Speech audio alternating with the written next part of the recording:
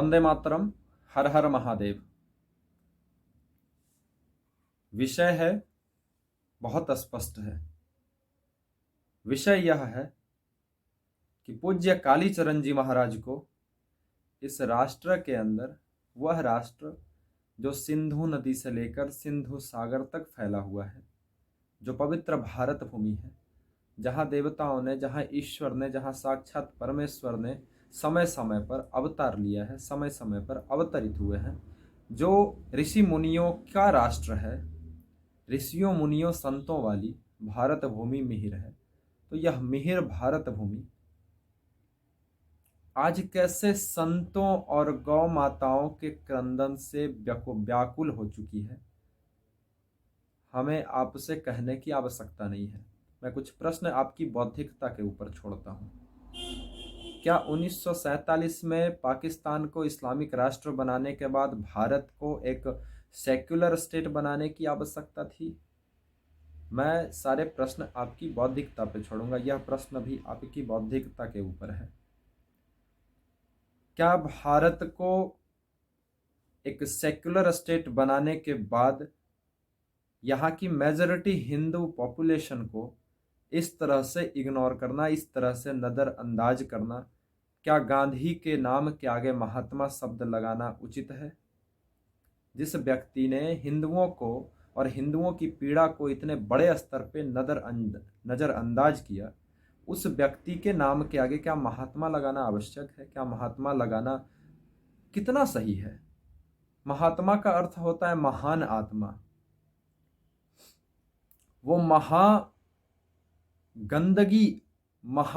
एक महान गंदगी इस राष्ट्र के लिए एक बहुत बड़ी भूल, इस राष्ट्र के लिए, इस राष्ट्र का एक बहुत बड़ा अभिशाप के रूप में मोहनदास करमचंद गांधी इस राष्ट्र में था।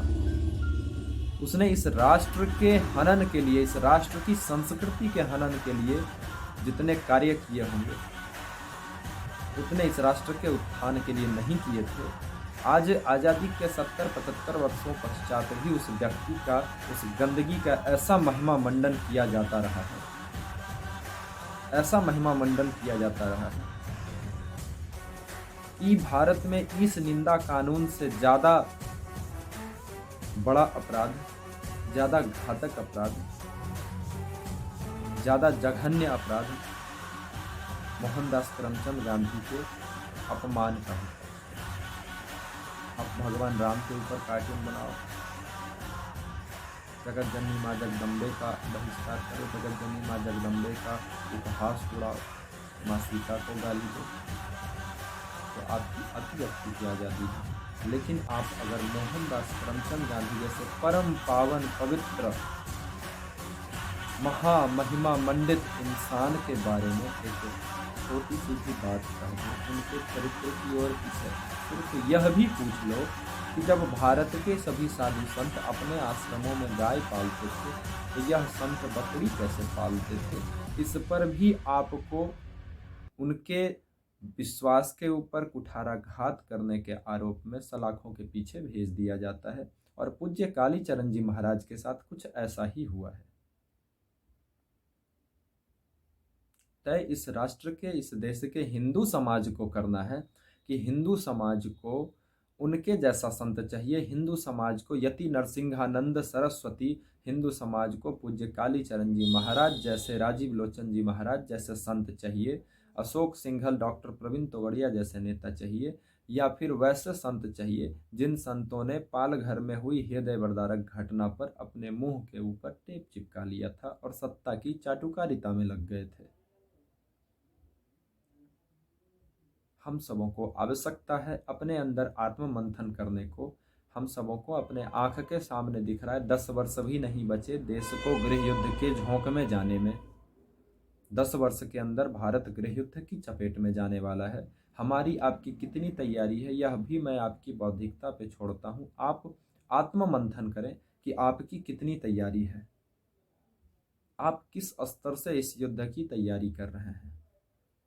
याद रखिएगा, पैसे कश्मीरी पंडितों के पास भी थे, पैसे बंगाली हिंदुओं के पास भी थे, पैसे असम के हिंदुओं के पास भी थे, पैसे केरल के हिंदुओं के पास भी थे, पैसे कैराना और नूह और मेवात के हिंदुओं के पास भी थे, पैसे हमारे आपके पास भी हैं, लेकिन हम और हमारे पैसे, आप और आपके पैसे, क्या गृह युद्ध के समय इन पैसों से हम अपने जान की रक्षा कर पाएंगे? यह आपकी बौद्धिकता पे छोड़कर है।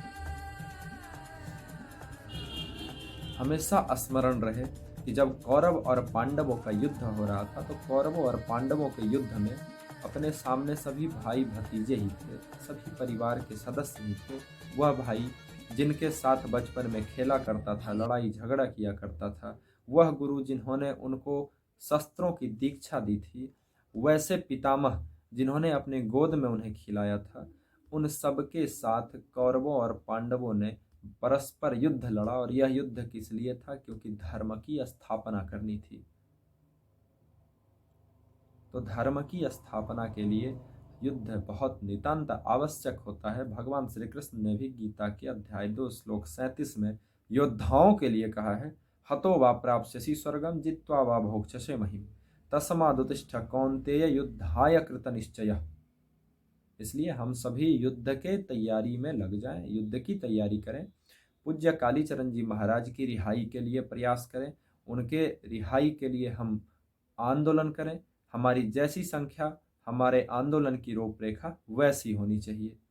हम पूरे राष्ट्र स्तर पर आंदोलन करें और आंदोलन के माध्यम से एक सनातन वैदिक हिंदू राष्ट्र की कल्पना को धार दें। इन्हीं सभी शब्दों के साथ आप सबों को पुनः एक बार हर हर महादेव। और हम सभी अपने मन में हिंदू ही आगे के शब्द का, हिंदू अहेड का जय घोष करेंगे। हिंदू ही आगे, हिंदू आगे था, हिंदू आगे है और हिंदू आगे रहेगा। लेकिन अभी जो परिस्थिति बन पा रही है, इससे हिंदू आगे होने की स्थिति में नहीं दिख रहा है। हमें इस स्थिति में सुधार की आवश्यकता है। आशा है हिंदू समाज देर से ही सही, लेकिन जिस तरह से जामवंत के वचन सुहाए सुनि हनुमंत हृदय अति भाए, उसी प्रकार से हम सभी फिर से हनुमान जी की भांति जिस तरह से निद्रा में चले गए हैं, हम निद्रा से जागेंगे। हिंदू समाज अंगड़ाई लेगा और आतताइयों को और इस्लामिक आतंकवाद को करारी चुनौती देगा, करारी पटखनी देगा। युद्धाय कृत निश्चयः। हर हर